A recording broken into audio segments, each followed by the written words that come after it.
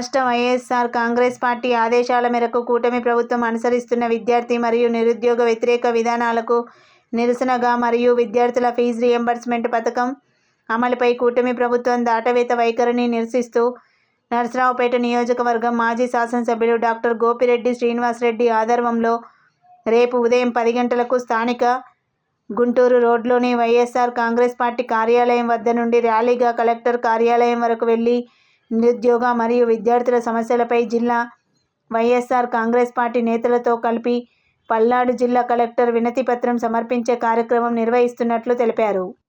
మరి మాకైతే అర్థం కావట్లేదు, నర్సరావుపేట ప్రజలు కూడా ఆయన అధికార పార్టీలో ఉన్నాడా ప్రతిపక్ష పార్టీలో ఉన్నాడా?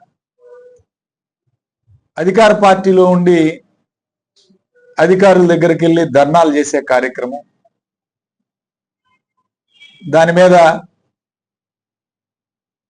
తెలుగుదేశం పార్టీ అధ్యక్షుడు పల్లా శ్రీనివాసరావు గారు మాట్లాడటం, అట్లానే జీవి ఆంజనేయులు గారు మాట్లాడడం, అయినా సరే విరమించుకోకుండా 3 గంటల పాటు హల్చల్ చేయడం.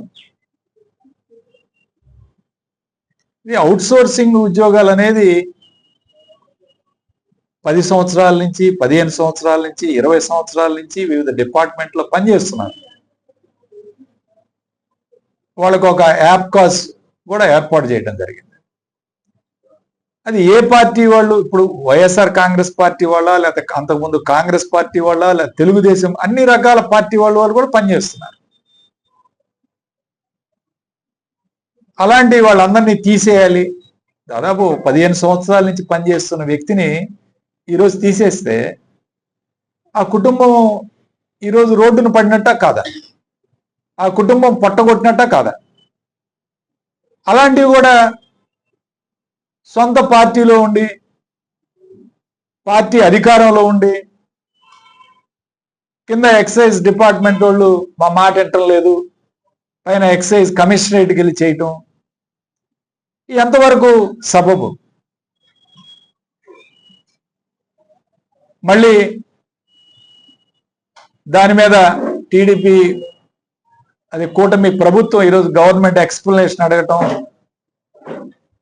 ఎక్స్ప్లెనేషన్ అడగలేదని చెప్పుకోవడం, మళ్ళీ ఈయన వివరణ ఇవ్వటం, అది సొంత మీడియాలో ఈరోజు ఏదైతే తెలుగుదేశం పార్టీ మీడియా ఉందో మీడియా ప్రచారం చేసింది. వాళ్ళ మెయిన్ పేపర్లో హెడ్డింగ్లో వచ్చినాయి. దీన్ని కూడా బుకాయిస్తూ మమ్మల్ని ఎవరు అడగలేదు, ఇలాంటివి చెప్పుకుంటే ప్రజలు ఎలా నమ్ముతారండి? ప్రజలు ఏ విధంగా నమ్ముతారు? మరి ఎంఆర్ఓలు ఎంఆర్ఓలు ఎవరు వేయించుకున్నారు పోస్టింగ్లు? ఎవరైనా అధికార పార్టీ వాళ్ళు వచ్చినప్పుడు అధికార పార్టీ ద్వారా వస్తారు.